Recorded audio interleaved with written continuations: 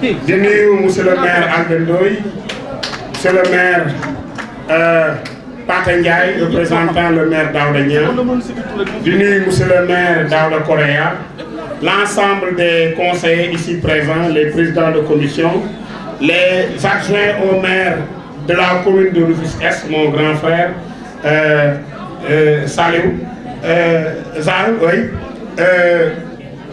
les élus, les agents des différentes collectivités locales de la ville, les services déconcentrés de l'État, les populations, ñu ngi leen di nuyu yéen ñëpp ku si nekk sa tur ak sa sant di nuyu sama papa Mbasso bu baax a baax di dalal jàmm chinois yi nga xamante ni délégation investisseur laa koy wax mais tey bés bu neex la di ala daawame na ba pare rafet na ba pare benn jafe-jafe la ñu am mooy barrière linguistique maanaam wax ñoom ñu dégg parce que ñun olof ak français la ñuy wax ñoom chinois la ñuy wax bu ñu jógee fii nag xale yi yéen laay waxal na ngeen jàngi chinois na ngeen jàngi chinois parce que il n'est pas question dëkk bu toll nii amuñu fi pour dégg chinois donc loolu xoiñi mais problème boobu la ñu am donc il faut ñu organiser liggéey bi ba li ñuy wax ñoom ñu dégg ko ñoom li ñuy wax ñun ñu xam ko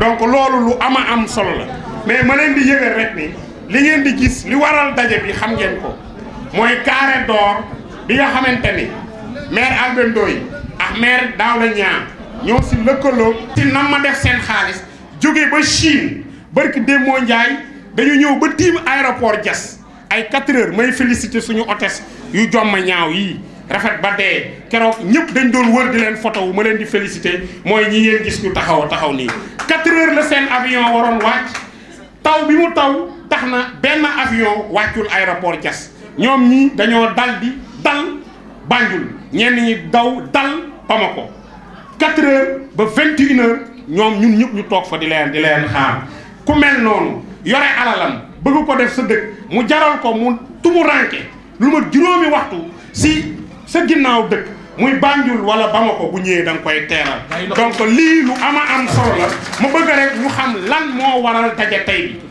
bi ñu ngi kontaan lool gannaaw bi nga xamante ni suñuy imaam yi dëkk ñëw nañ imaam Abdoul Aziz Ndoye ànd naag ay imaam tey si suba ñu wàcc fi kaamil bu am solo moo tax na xam naa lii mel ni mu mel nii rafet ba pare donc ñu ngi jaajëfal aussi suñuy délégué de quartier di jaajëfal suñuy président conseil de quartier di jaajëfal bàjjenu gox yi di jaajëfal commerçant yeeg ñiy liggéeyee surtout El Hadji Daouda Niang maire de ville dafa am empêchement moo waral vraiment ma nekk fii di jël parole bon wax ji nag moom dinañ ko jéem a tënk si français jéem tënk tamit si anglais waaw ñu góorgóorlu anglais bi moom dinañ si góorgóorlu parce que am na lu si xam tuuti wante xamuñu wóoruñu ne mën nañu wax lépp li ñu bëgg a wax si anglais mais dinañ góorgóorlu pour que ça suñu gan yi mën de au moins comprendre li ñu wax. Donc je salue vraiment toute la ville de Rufisque qui est ici aujourd'hui présente. Di nuyu les notables, di nuyu les imams, di nuyu les délégués de quartier, les conseillers de quartier, les associations de commerçants yi fi nekk yëpp. Au nom du maire Daouda Niang ñu ngi leen di remercier seen teewaay si nganal bi ñu am gan gi ñu am mu nekk ngan gu rëy boo xam ne mën naa wax ne musul am Tëngéej mais mën naa wax ne musul am sax Sénégal amul Sénégal bon ñuy dalal suñu gan yi fi yegg si tey ñi nga xam ne le maire Albert Ndoye mooy jël initiative bi moom le maire Daouda Niang pour taxaw fi projet boo xam ne projet bu am solo la ñu koy wax carré d'or bon ñu ngi leen di souhaiter la bienvenue. Welcome to our guests, our big guests coming from China. We tell for the Mayor Daouda Niang, welcome in Senegal and welcome in Tëngéej.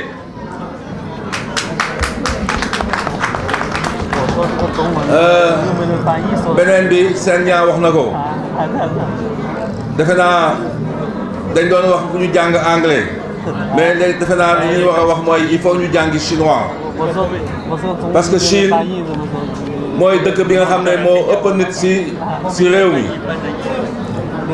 ah la Chine a plus de 1 milliard d'habitants.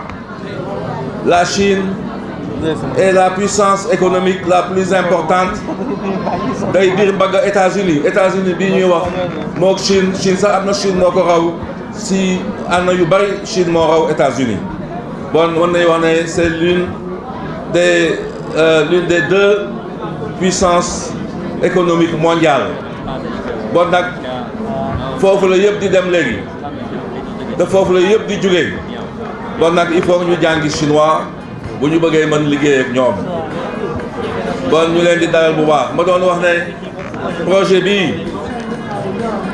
projet bii ñu fi taxaw ñu bëgg a taxawal nii moom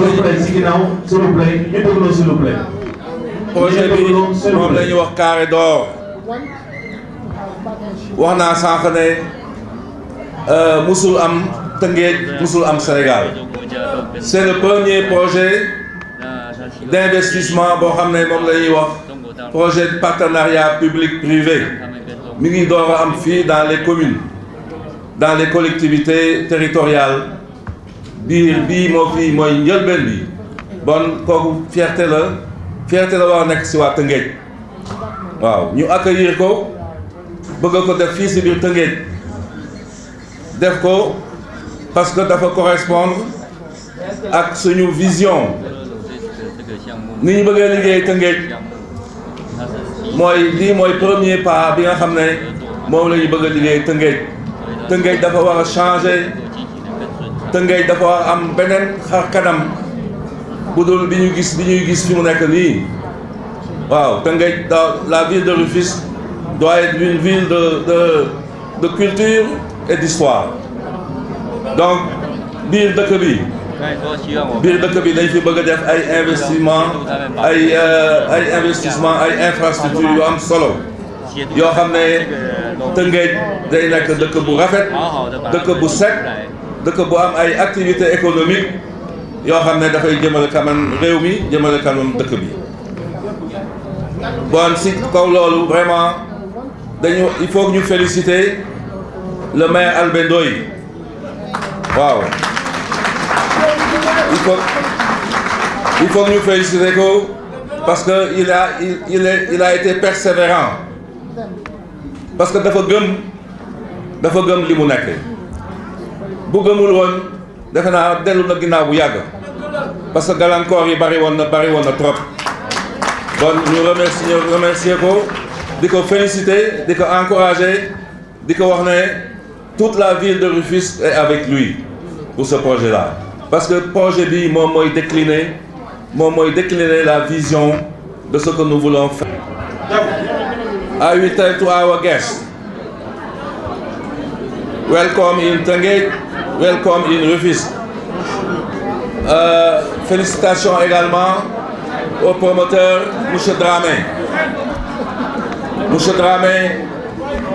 dont l'efficacité n'est plus à démontrer.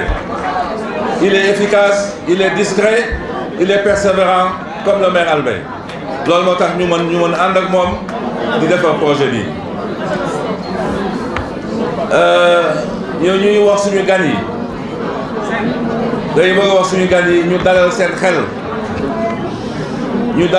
xel ñu xam ne ñi bëgg a defar Tëngéej ñëpp ñi ngi fii ñoom ñoo ngànk projet bi.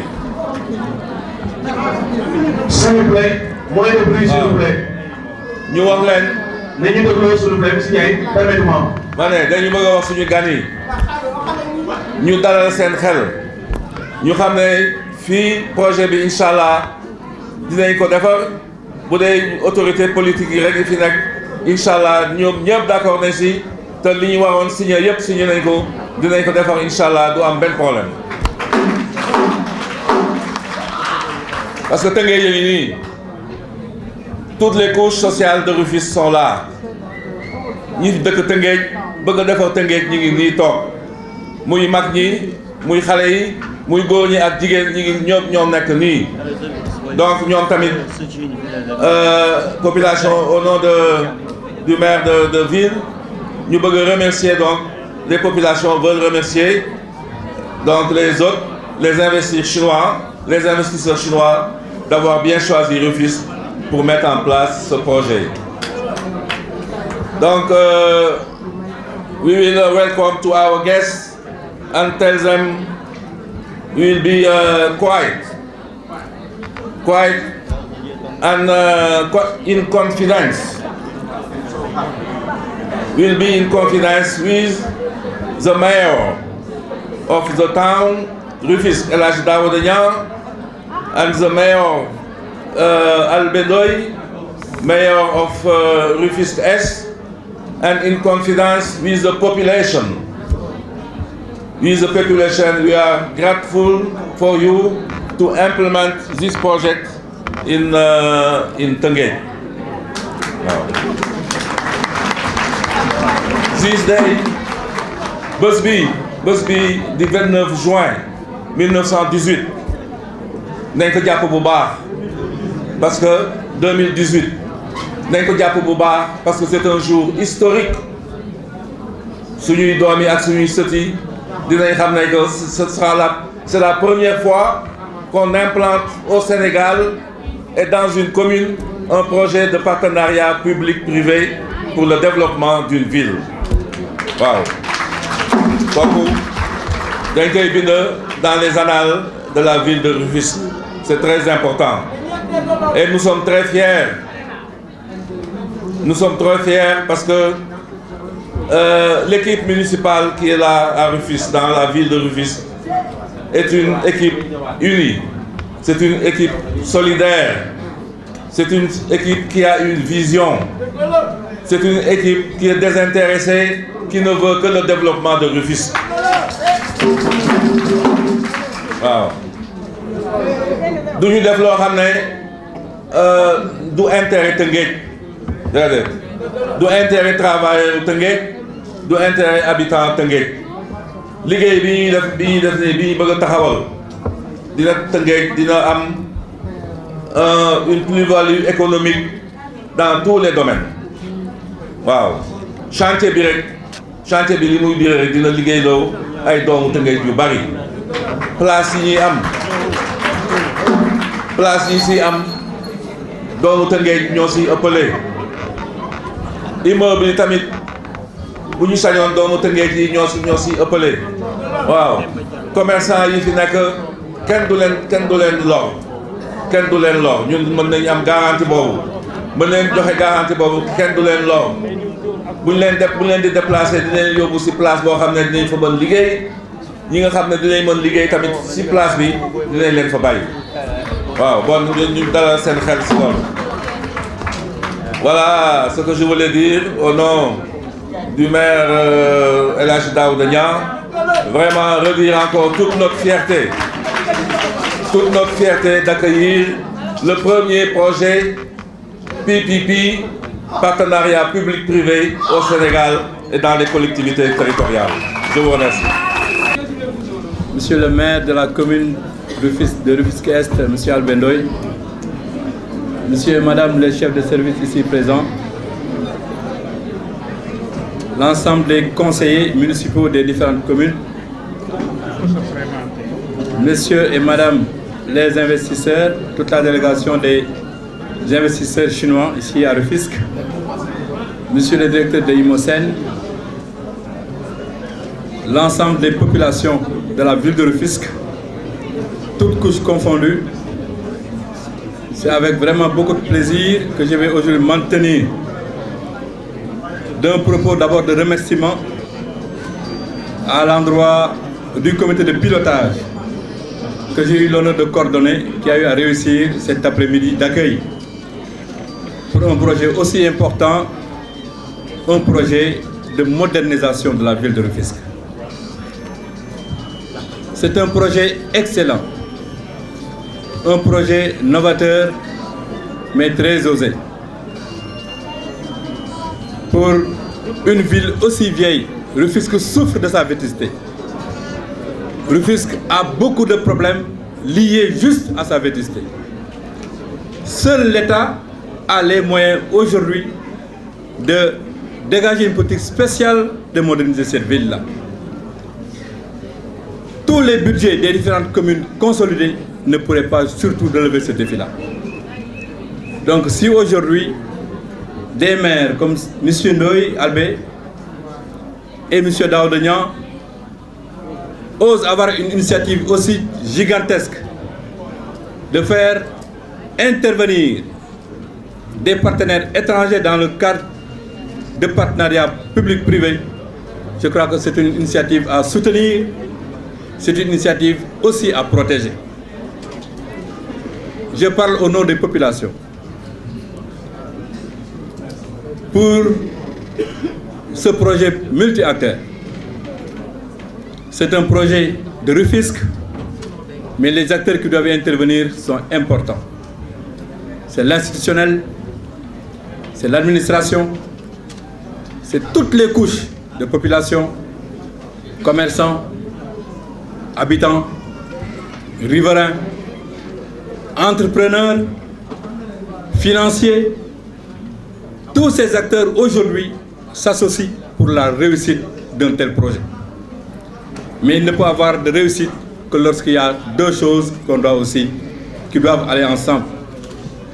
C'est d'abord l'ancrage institutionnel, et vous l'avez aujourd'hui, parce que c'est un projet porté par les municipalités. Mais c'est aussi un ancrage populaire, parce que les populations sont là pour le soutenir. Donc il est important de revenir sur un certain nombre de choses. Pour ces projets importants, quelquefois même conflictuels, il est important de prendre en compte l'ensemble des préoccupations. Faire en sorte que les populations soient contentes, faire en sorte que surtout l'intérêt général prime. Et pour ce projet-là, nous primons l'intérêt général. Et l'intérêt général, c'est faire de la ville de Rufisque une ville moderne. Une ville qui doit sortir de sa vieillesse. Une ville qui doit répondre aux cris des dernières générations. Dans tous les plans. Donc, mesdames, messieurs, chers investisseurs, nous vous remercions. Mais aussi, chers maires, nous vous félicitons. Chères populations, nous vous encourageons. Je vous remercie.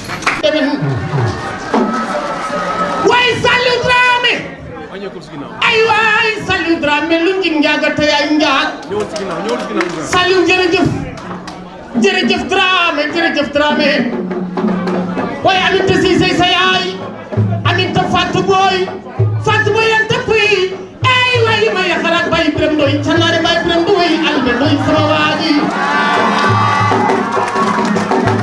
waaye sama waay dafa teew Demba Diallo kanam ne ngay yaayam ay waay tege ñi nii tege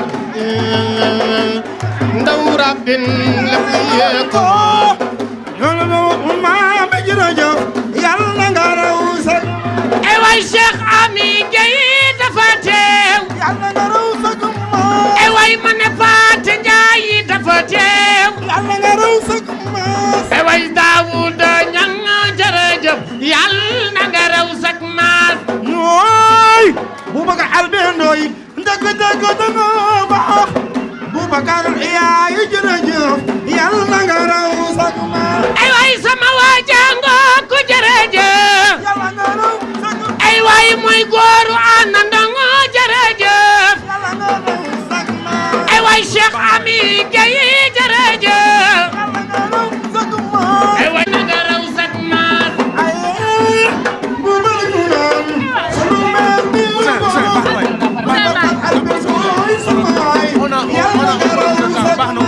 may sekk Njaay atumaan ma Njaay Ngone abu Demba Baye maak ne ma ci mbay koot maak faa Baye ma koot maak wara Baye ma koot maak Saliou Dramé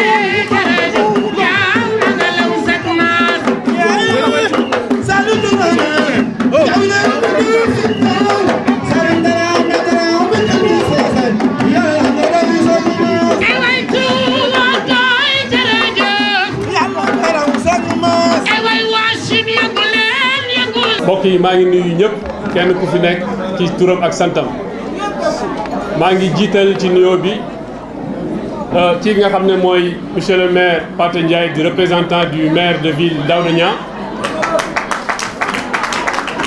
di nuyu le maire Albé Ndoye di le maire de la commune de Rufisque Est di nuyu kilifa yi nga xam ne yëpp ñoo fi teew muy imam yi muy chef coutumier yi muy chef de quartier yi ak képp kuy kilifa rek ku nga xam ne xëj na gisuma la maa ngi lay nuyu ci sa tur ci sa sant ak wàcce la sa wàccuwaay fi nga xam ne foofu lañ la war a wàccee. maa ngi sant yàlla mi nga xam ne mooy suñu borom di julli ci yent bi sallallahu alayhi wa sallam sama kàddu nag du gudd parce que kàddu sant rek la mën a doon sant aussi ñi nga xam ne ñoom la ñu àndal Imosène di liggéey parce que Imosène du Saliou Dramé Imosène équipe la bu nga xam ne ay ñu ci ëpp si ñoom ay doomu Sénégal lañu ay xale yu nga xam ne yàlla def na fii la ñuy juddoo yaroo fi jànge fi uti xam-xam uti pexe gëm seen dëkk pare pour taxaw bokk ci ñi nga xam ne dañuy war a defar seen dëkk lépp lu ngeen gis tey ñu wane ko fii boobu ba léegi sagam dañ cee ànd ak suñu mbokk yi nga xam ne dinañ ñëw ci ñoom mais lépp lu ngeen fi gis ñu wane ko ak fii nga xam ne fa lañ jëm ba fii ñu toll nii ay doomu Sénégal rek ñoo ko defar ñoom ñoo ko defar dox ci ànd ci ak kilifay Sénégal dox àgg fi nga xam ne fa lañ war a àgg waxtaan ci projet bi boobu ba léegi nag ñu ciy dox parce que projet bu mag bu toll nii monsieur le maire wax na ko sànq projet bi lu bees la ci dëkk bi lu bees la sax ci réew mi donc projet bu mel nii mënul nekk projet buy gaaw a gaaw parce que ñi xam projet ni mu tëddee danañ xam ne da ngay dox di liggéey bu métti ci suuf nga koy def ci daal loo xam ne kenn du gis ba bés nag bi nga xam ne lépp sotti na te gëm nañ ne loolu la yàlla dogal tey mooy dem nañ ba fi nga xam ne lépp lu ñu war a def ci projet bi def nañ ko lépp luñ ci war a dox nañ ko fi ñu war a jaar nañ fa ba fa nga xam ne tey ñoom ñi ñu ci àndal ñëw nañ Sénégal pour ñu mottali dox bi tàmbale projet bi ci kàttanu yàlla.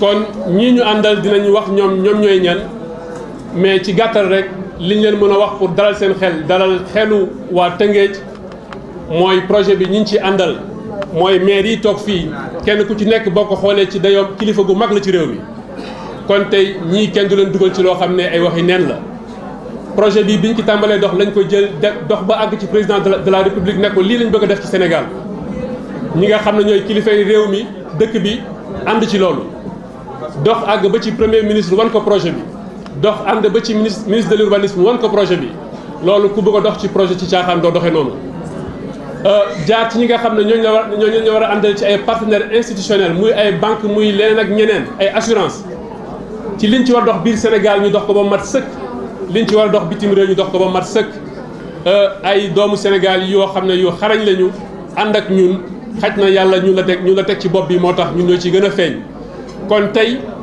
ñi ngi sant yàlla di delluwaat sant équipe yi nga xam ne yëpp ñoom la ñu àndal ba fii di ñaan yàlla nag mu dimbale ñu ba ñu àggale projet bi di leen wax ne nag projet bi fii ñu ci toll léegi ñun suñu wàll daanaka bay nañ ko li ci des nag mooy dañ koo jébbal waa Tëngéej ñoo war a wane ne projet bi kat bëgg nañ ko projet bi ànd nañ ci te projet bi ñoom gis nañ ci seen bopp ci biir te ci kàttanu yàlla dinañ ci gis seen bopp ci biir loolu su amee rek li ci des bareetul incha allah yàlla dañu dimbali ñu mottali ko waa Tëngéej mun ko jëriñoo waa Sénégal jëriñoo ko ñu ngi leen di gërëm di leen.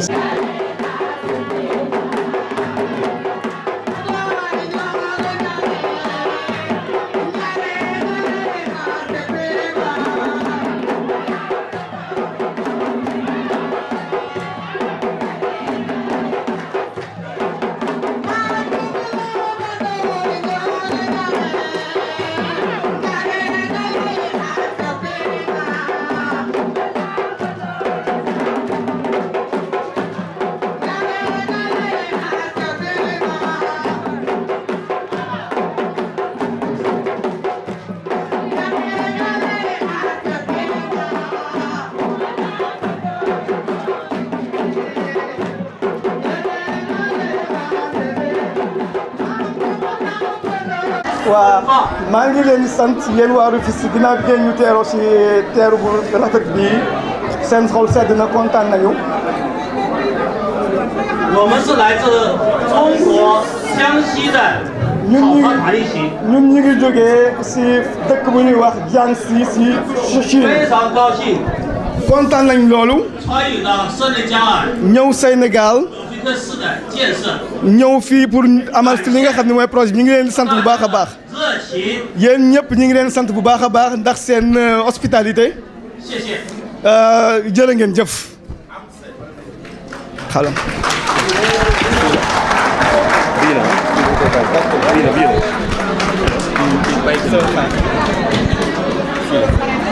说话结束了吗？说话结束了吗？还有需要说吗？你们还有需要一个？好，那 谢谢大家。 那你可不可以那个跟他们说一点点那个项目的事，可以吗？ 祝大家生活愉快， non mi ngi leen di sant yéen ñëpp di leen ñaanal dund bu am teey bu am dal ak bu réussite. 会更好。 di leen sant bu baax a baax encore di am yaakaar ni li lépp nu mun a am sotti. 谢谢。 jërë ngeen jëf. 向你跟他们说一点点项目的事，跟他们说一点点项目的事。 我们是来自中国江西建工集团的。 voilà ñun suñu compagnie mi ngi tudd benn compagnie boo xam mi ngi jógee si Jiangxi Jiangxi benn province la si Chine. 我们公司是中国500强之一。 maanaam seen compagnie mi ngi bokk si téeméeri compagnie yi gën a am doole si Chine. 近几年来， waaw fan yi ñu année yi ñu weesu. 在非洲大陆， maanaam 参与了很多国家的建设。 def nañ fi ay projet yu bari si yenn compte benn pays yu bari. 南非、 si 马里 si 亚， dëkk bu ñuy wax Mauritius dëkk bu ñuy wax Sud Africa. 来到美丽的圣利加尔， fii nag lañ fas yéene ñëw fii nga xam ne moom moo rafet moom moo téye muy Sénégal. 相信在圣利加尔政府和圣利加尔人民的大力支持下， am nañ kóolute ni suñu ànd ak Sénégal gouvernement Sénégal mu supporté 在 ñu. 伊诺森公司的真诚的合作下， ak àndandoog waa Imosen.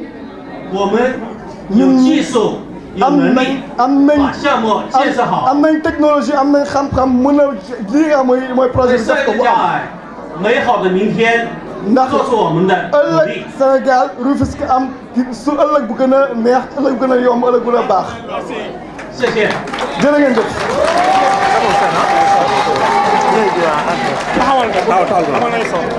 gars yi ma bëgg encore une fois ngeen tàccu leen bu baax a baax a baax le directeur nañ ko tàcc bu baax a baax ndaxte. tey ci sax jàng sax. jàng donc jugal taxaw ne nii. ah bon ni 下起来一下，然后跟他们说。tàccu leen. 还有于总。于总tàccu leen. ñoom ñaar ñooñu ñu ngi bokk gouvernement Jiangxi si province su Chine ànd ak ki ñuy wax Nandi ya. so si laay baax. xëy na Wang Zong. Wang Zong. lu mu doon moom. ah. Ta Zong. si laay baax. raxoon na Amy. ok c'est bon. encore oui encore am nañu si délégation bi compagnie bi dafa am fii ci Afrique benn CEO ça mooy koo xam directeur la ñu ngi jógee Ghana. my friend Mr.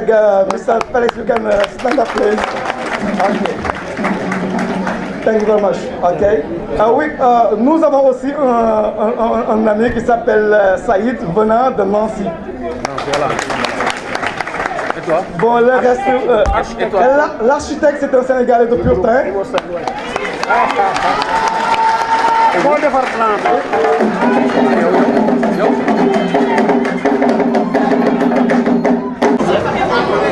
ñu ngi nuyu mbooloo mi fi teew yépp di jiital ci nuyoo bi suñu kilifa yi fi teew yépp muy imam yi muy délégué de quartier yi muy notable yi muy conseiller municipal yi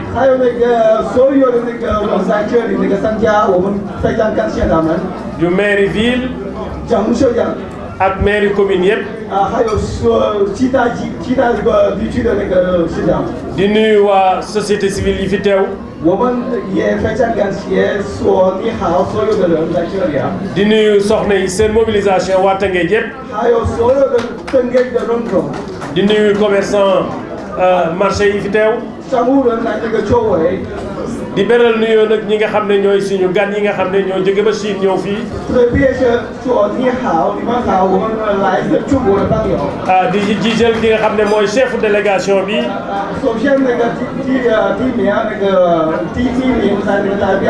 Mr. Yu Dong Hong ñu ngi koy nuyu mu wax mu nuyu ñu ñëpp di nuyu ki nga xam ne mooy le partenaire Imosen ak partenaire am yi nga xam ne ñoom la àndal fii ci salle bi ak ay techniciens muy architecte yi di wax na ci kàddu suñu kàddu ak kàddu maire de la ville de Rufisque ci bu ñu beralee nuyoo ki nga xam ne moo ko fi représenté muy suñu doyen Pathé Ndiaye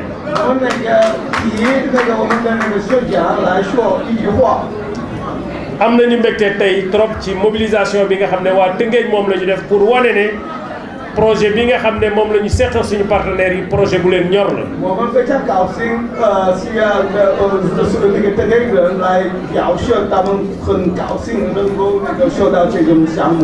donc bu fekkee ne déjà am na engagement autorité locale yi muy maire ville ak maire commune yi.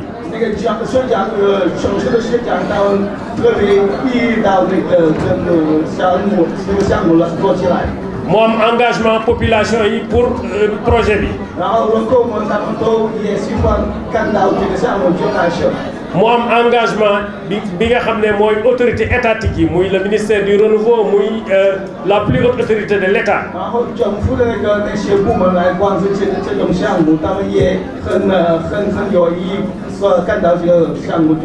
donc tey bu ñu amee engagement bi nga xam ne mooy suñu partenaire chinois yi ñëw tey.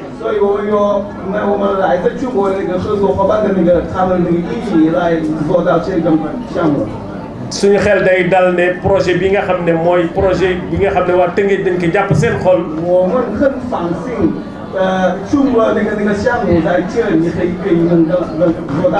gëm nañ ne dina démarrer bu la yàgg.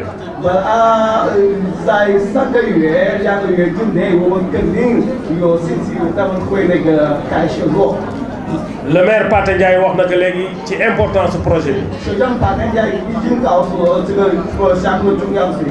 l'honorable Demba Diallo wax na ko bi mu jëlee kàddu aussi ci importance projet bi.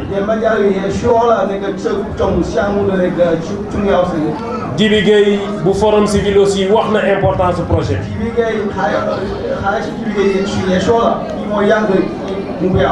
mais projet la boo xam ne bii tey moom la ñu wax ne moo war a positionner Tëngéej. ci li nga xam ne moo am tout autour de Rufisque. muy émergence du pôle urbain yi nga xam ne état du Sénégal moo ngi koy def Diamniadio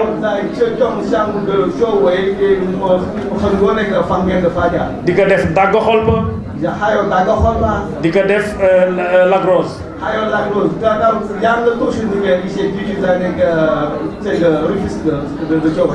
tey projet bi bu yàlla defee mu taxaw.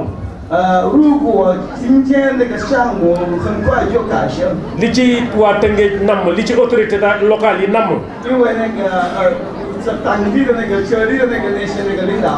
mooy rôle bi nga xam ne moom la Rufisque war a jouer ci département bi. rôle boobu ñu saxal ko parce que Rufisque moo koy doxal ba fi ñu toll nii. mooy Rufisque dina mën a continuer nekk fi nga xam ne mooy xolu commerce bu Tëngéej.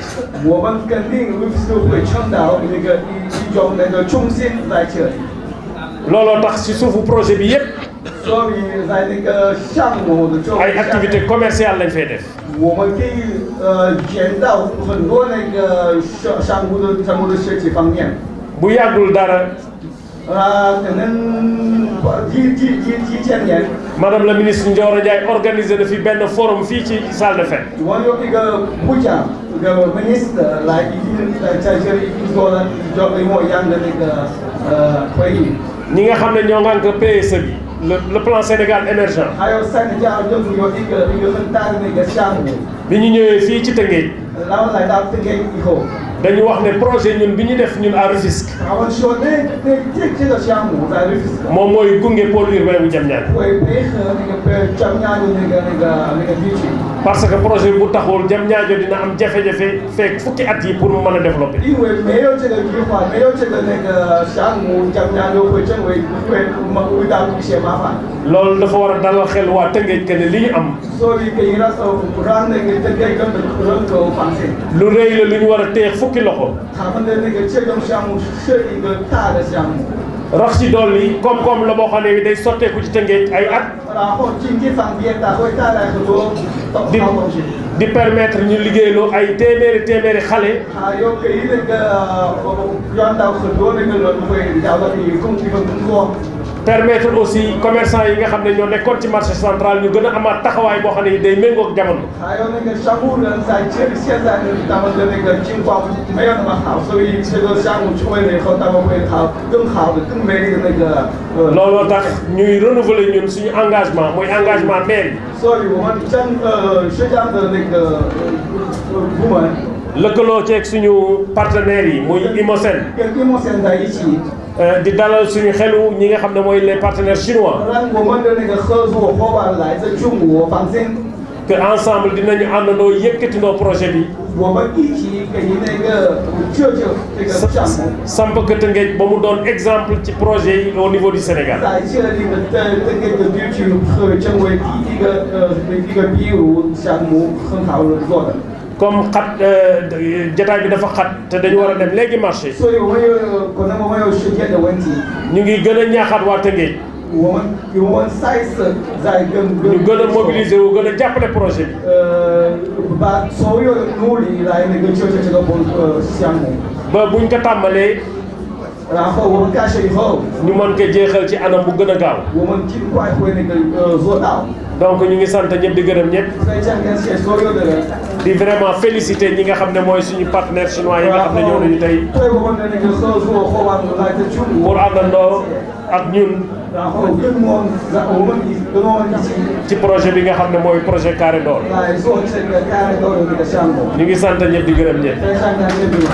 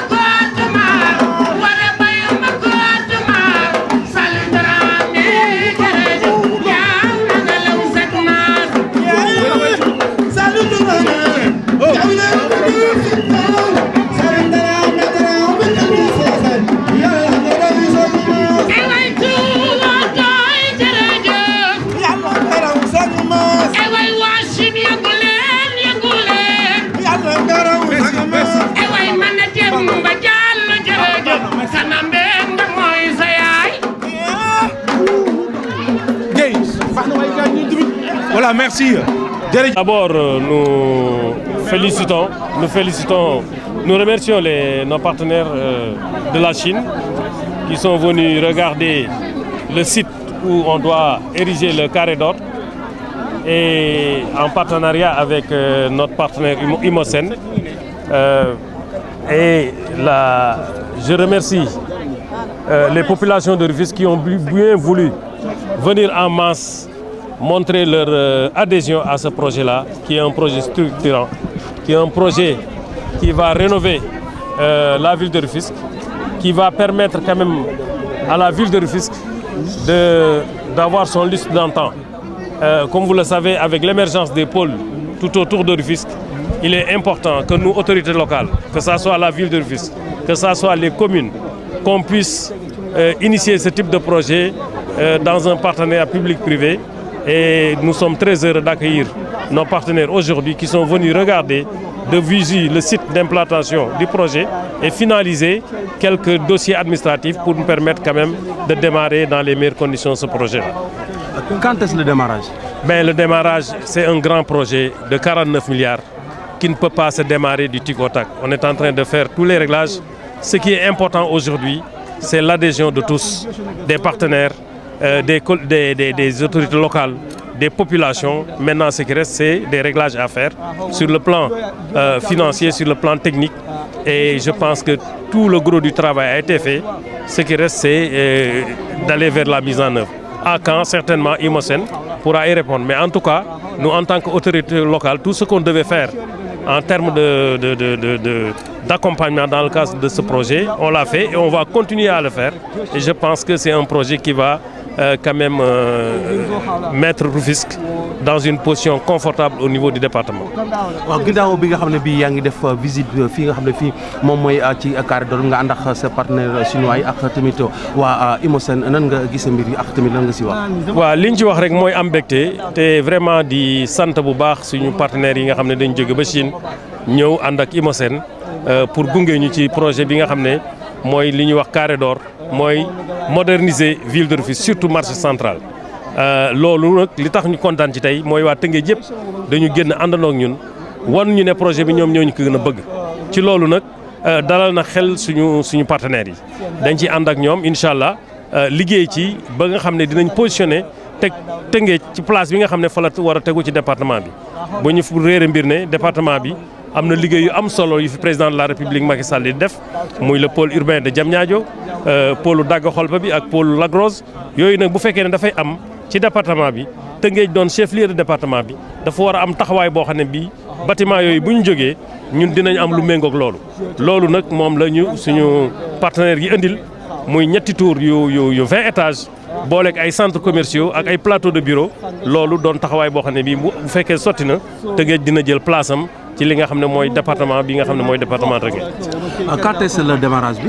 waaw démarrage bi nag mënoon ko wax xam naa technicien yi nañ ci wax mais li ëpp solo te ñun ñu waroon ko def en tant que collectivité locale def nañ ko suñu partenaires yi aussi li ñu war a def ñu ngi koy def ñu ngi ci li jëm ci affaire koppar bi fan yi yëpp ñoom bi ñu ñëwee banques yi la ñu doon waxtaanal di waxtaan ak assurance yi.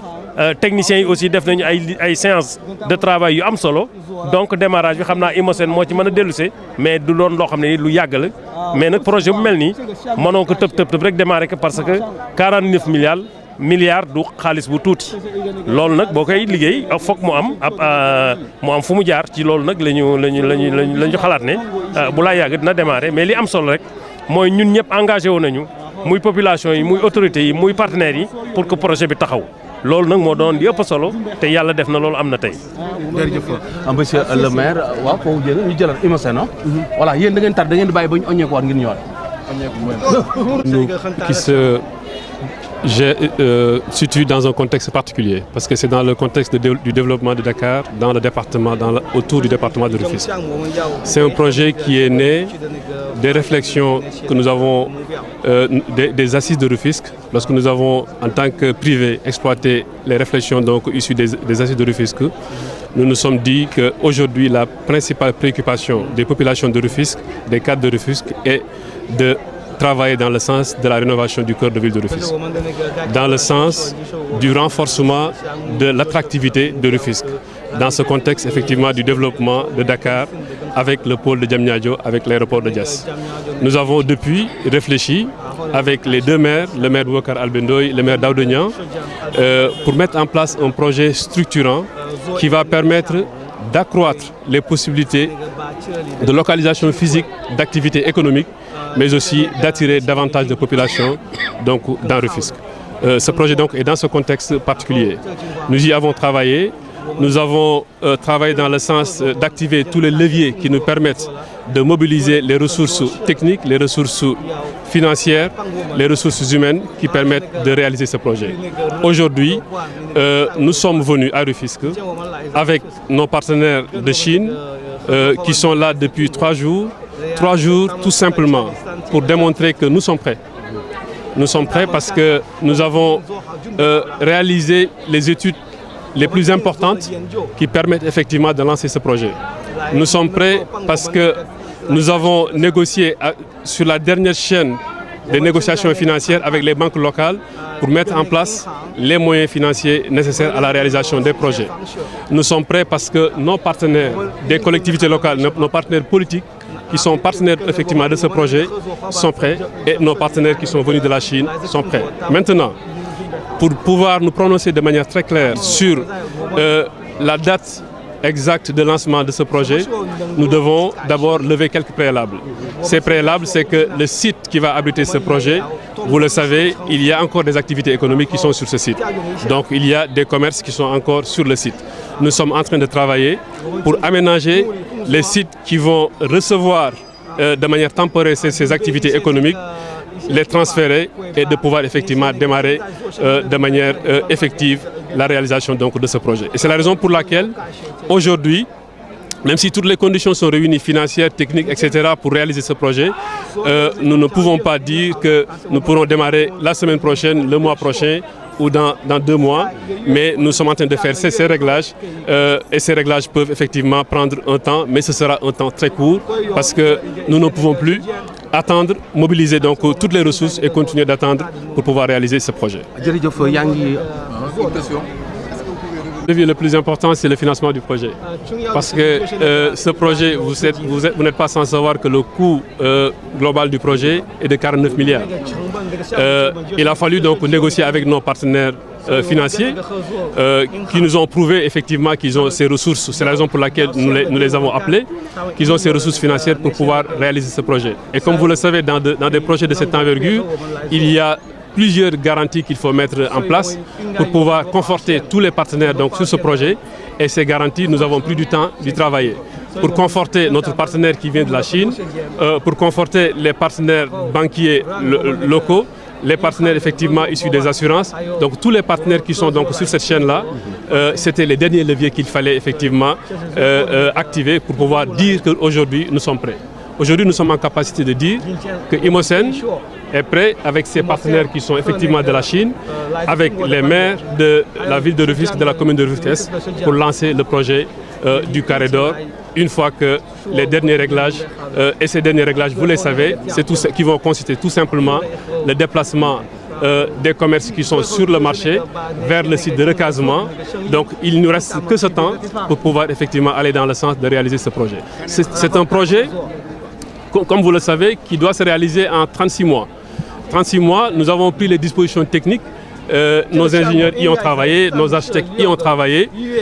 Les architectes chinois avec les architectes sénégalais ont travaillé donc, sur tous ces aspects avec les ingénieurs pour pouvoir effectivement dire de manière très claire qu'une fois que ce projet démarre, nous avons un maximum de 36 mois pour pouvoir réaliser tous les ouvrages qui sont prévus dans le cadre de ce projet.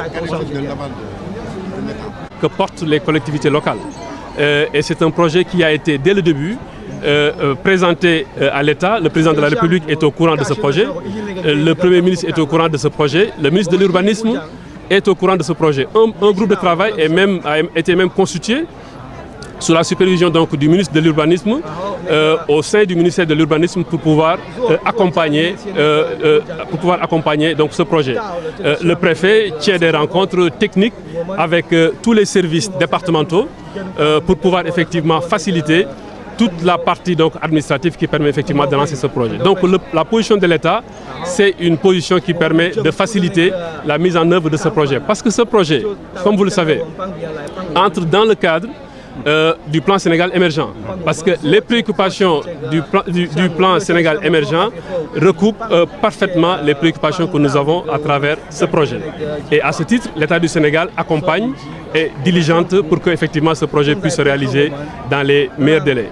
Ce projet aussi recoupe les préoccupations de Rufisque.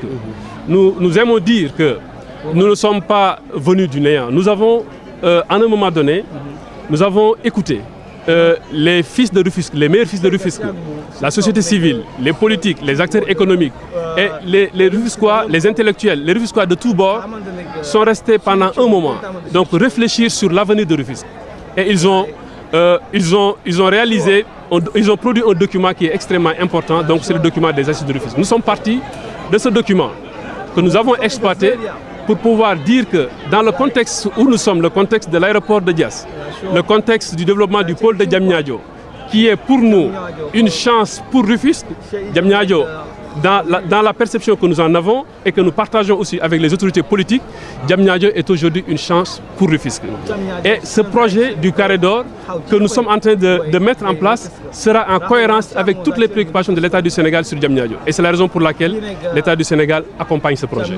jërëjëf ginnaaw loolu visite bi nag bi nga ko defee ba pare. xam ne biñ koy tàmbalee dañoo gis ay doomu Tëngéej toog ñoom ñëpp kenn ku nekk ak fa nga jógee ñu toog bokk xalaat. daan ne kat dañoo bëgg a xalaat ci naka la ñuy mën a def pour soqaliwaat Tëngéej biñ ko defee nag ñoom ñu daal di génne ay documents ay téere yu nga xam ne téere yooyu ñun par rapport ak suñu métier ñu ne kat téere bi ku ko xool bu baax càmbar ko bu baax a baax mun nga cee génne projet bu nga xam ne projet boobu dina dëppoo ak li nga xam ne moom mooy jëmale Tëngéej kanam.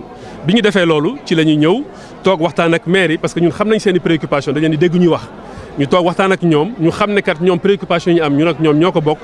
ñu waxtaan ci moo tax projet la bu nga xam ne dañ koo def ci concertation donc di waxtaan moo ko lal ba mu tàmbalee te incha allah waxtaan moo ko lal ba muy jeex.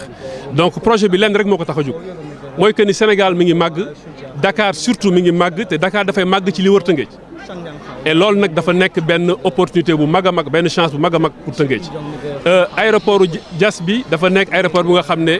dëkk bi mu gën a jege tey mu nekk dëkk bu am histoire bu toll ne bu Tëngéej moom mooy Tëngéej bii donc moom moo tax ñu ne il faut que ñu toog xalaat ñun aussi ay doomu Sénégal lañu yàlla am lum ñu may tamit ci par rapport ak li nga xam ne moom la ñuy def ñu ne kon nañ toog ñu xalaat projet bu nga xam ne bu ñu ko defee loolu kat dina tax képp ku nga xam ne tey jug nga pour mën a def benn activité économique di nga ne man sama activité bii kat dinaa sawar ci yóbbu ko Tëngéej képp ku nga xam ne doomu Tëngéej nga bëggoon dëkk ci cadre de vie bu nga xam ne dafay tolloog sa dayuwaay te gisuloo ko woon Tëngéej boo gisee projet bi di nga sawar pour ñëw ci loolu mais aussi képp koo xam ne gan nga boo jógee ci biti nga gis lu mel ni ñu koy def da ngay sawar ci mën a ñëw bokk dëkk foofu nga xam ne donc moom mooy fii ñu nar a def le Carré d'Or donc loolu moom moo ñu pousse ñu toog xalaat ci projet bi nag comme dafa nekk projet bu nga xam ne ay koppar yu bari moo koy defar parce que projet bi li koy defal ci ay koppar toll na ci 49 milliards alors loolu nag ñu ne kat dañuy jéem a xool ci àdduna bi ak pexe yi nga xam ne ñun am nañ ko ci pexe yooyu ñu xool fan lañ mën a dem jëlee ñoo xam ne bu ñu àndee ak ñoom dox bi ñu dox ko ci instruction yi nga xam ne moom la ñu ñiy jiite Tëngéej jox ñooñu kat dinañ mën a fexe ba ñoom ñu rassurer leen rassurer ñi nga xam ne ñoom la population Tëngéej dénk seen baat ñun aussi ñu rassurer am assurance bi nga xam ne mooy permettre ñu mën a génne suñu alal def ko ci loolu. ci biir loolu nag dox nañ ci dox boo xam ne dox bu xaw a yàgg la yàlla def tey moom lépp mat na pour ñu mën a taxaw ne kat ñeme nañu jàkkaarloog waa Tëngéej wax leen ne tey ñun pare nañu pour mën a tàmbale projet bi wante xam nañ ne nag projet bi pour mën koo tàmbalee tey. bu lépp dajee am na loo xam ne tey dañ ko war a mottali loolu ñu war a mottali nag lu tuuti la te loolu moo tax ñu ne ñu tàllal suñu loxo daan ne dañuy delloowaat tàllal suñu loxo waa Tëngéej parce que li ci des lu tuuti la mooy ñi nekk ci marché bi nga xam ne suñuy doomu ndey lañu waa dëkk bi lañu ñoom moom dëkk bi mooy ñi nga xam ne tey foofu la yàlla def seen wërsëg nekk foofu ñooñu li ñuy liggéey avant ñu koy liggéeyal kenn ñoom lañ koy njëkk a liggéeyal ñooñu nag aussi doo ñëw rek ne leen juge leen fii ngeen dem. il faut que ñu fexe ba place yi nga xam ne moom la ñuy nekk di préparer place yooyu am nañ ko li ñu fa war a def xam nañ ko loolu nag il faut que ñu def ko ñoom ñu mën leen a jël ñu dem foofu continuer di liggéey seen liggéey su ko defee ñun ñu defar projet bi ci temps bi nga xam ne moom lañ ko prévoir temps bi nag du temps bu gudd. parce que projet bu toll nii ñu ne la duñ ko defee lu mu bari si ñetti at lay doon loolu kat danañ gis ne kon nekkul temps bu nga xam ne temps bu gudd la te kat duñu toog ba ñetti at yi jeex. dañ koy def ci biir ñetti at yi dafa am ñetti phase donc boo xoolee bu ñu demee ba toll ci 18 mois dina am lu ñuy joxe ndànk-ndànk noonu lañ koy defee ba projet bi di mat mais si ñetti at yi suy jeex incha allah ci kàttanu yàlla dina fekk ñu mën a jël lépp joxe ko. ñetti at yooyu nag ñu ngi ko natt ci bés bi nga xam ne tàmbale nañu jëlee li fa nekk lépp ñu ne bés ni ki tey soo ko wàññee jëm ci ñetti at jël nañu disposition yëpp yi nga xam ne sur le plan technique la avec suñu techniciens yi parce que dañu bari ay experts sénégalais yi nga xam ne ñu ngi ciy liggéey ak ñi nga xam ne aussi mooy experts yi jógee ci biti ñi nga xam ne dañu ànd ak ñoom ci liggéey bi ñu ko càmbaree bu baax a baax gis nañ ne ñetti at yooyu doy na sëkk pour ñu mën a bu ñu tàmbalee projet bi ñu mën koo yeggale ci kàttanu yàlla. est-ce que Sénégal jamono bi xam nga projet bi ni mu tëddee mooy projet bu nga xam ne ñi ngi koy def ànd ceeg ay collectivités locales mooy ñaari maires yi nga xam ne ñoom ñoo ko seq donc ñi nga xam ne ñoom la nguur Sénégal jox ndomba pour ñoom ñu mën a dox ci projet yu mel nii ci cadre yu mel nii moom mooy d'abord ñaari maires yi nga xam ne ñoom ñoo ko seq loolu moom yàlla def na ànd nañ ci te mettre nañ ci forme yi ci anam yi ñu ko war a mettre lépp pour suñu accords yi vraiment mu nekk accords yi nga xam ne accords yu mucc ayib la loolu mooy premier niveau bi. mais loolu bi ñu ko tàmbalee ci projet bu toll nii ci début bi ñuy tàmbalee rek dañuy xam ne projet bi kat il faut que ñu yëglu ci la ñuy dem ci président de la république le maire Albert Ndoye mii président recevoir na ko mu ànd ak délégation bu nga xam ne bi muy demul woon leneen lu dul pour yóbbu projet bi présenter ko wan ko ba mu xam dëgg li ci nekk wane ne kat loolu moom ànd na ci. le premier ministre recevoir nañu ñun du benn yoon du ñaari yoon ci cadre projet bi ñu waxtaan ci xam ci li nga xam ne mooy position état du Sénégal. le ministre de l'urbanisme nga xam ne mooy suñu ministre de tutelle moom tamit daje nañoo ak moom plusieurs fois ak ay équipe am ñu wane ne ñoom ànd nañ ci projet bi. mieux moom le ministre comme projet bi daf ko ñor état du Sénégal parce que dañoo gis ne projet bi kat dafa dëppook préoccupation yi nga xam ne moom mooy le PSE am ñoom ñu ne kat projet bi dañuy créer benn groupe de travail bu nga xam ne mi ngi ci biir ministère de l'urbanisme pour ñu mën a lépp loo xam ne projet bi soxla na ko te état du Sénégal war cee jàpp pour faciliter ko loolu ñu nekk ci ginnaaw di ko pousse pour que projet bi mën a àgg ci jàmm ci intérêt bi nga xam ne mooy intérêt population yi intérêt Tëngéej intérêt Sénégal. jërëjëf monsieur.他是说那个在来作为一个那个合作伙伴，你们这有什么项目、什么那个看法？ We are very great to come to Senegal in this store, and we will be working out with the Imosen, this company. Nous sommes très contents de venir ici au Sénégal. And our China group. Notre compagnie China Group.